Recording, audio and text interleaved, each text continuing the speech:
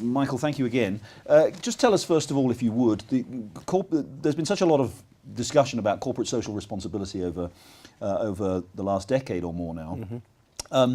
But tell us, you've got an improvement on the idea of corporate social responsibility. Can you just tell us a little bit about the idea that you have been pondering and how you came to develop the insights that you developed as a result?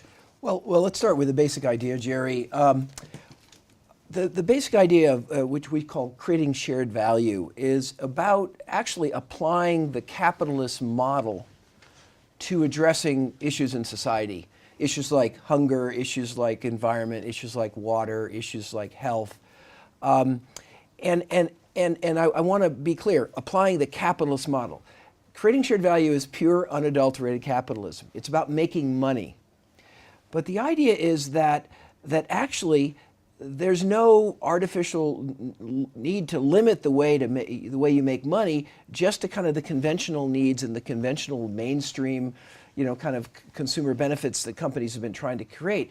That we can open up our thinking about creating economic value by understanding that there's huge opportunities for companies to have fundamental impacts on almost all the major issues in society. And so the idea here is actually to get capitalism working not against the interest of society and the community, but actually integral to addressing the problems of society and the community. Now, there's a lot of things we can talk about, but rather than go on and on, I'd like to make this a dialogue. The idea is that from all the work we've done and all the companies we've worked with over the years, there seems to be kind of three buckets here. One has to do with the product itself and what features or needs the product is actually meeting. And the customers that the company is seeking to serve. And the shared value idea says, well, there's many social dimensions that can be embodied in a product, and there's often customers whose needs that have not been served that are available. So there's the product opportunity. The second opportunity has to do with what I call the value chain, the way the company actually conducts this business. That has to do with the supply chain and procurement and operations and logistics.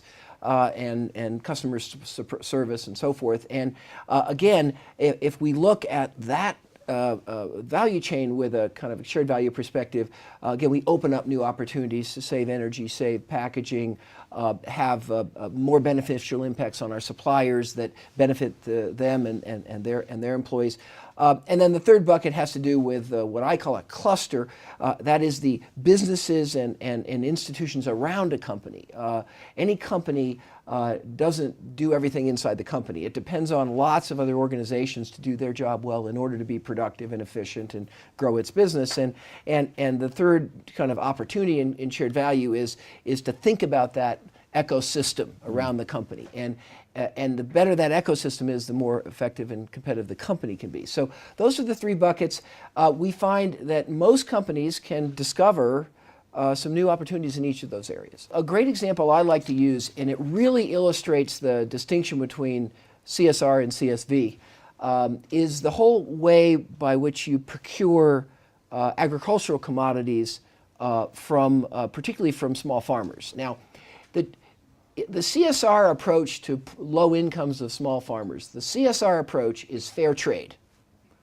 Pretty much everybody in this room has probably bought a fair trade product. Fair trade is about making sure that those poor farmers get an adequate price for their crop. Do the farmers have to, and that's being good. It's fair for those farmers to get an adequate price for their crop. We're being good by making sure that they get an adequate price for their crop. And yes, that'll improve the incomes of the farmers. But that's not a sustainable solution. That's just redistribution. That's paying more for the same thing. That's just passing income from one party to another.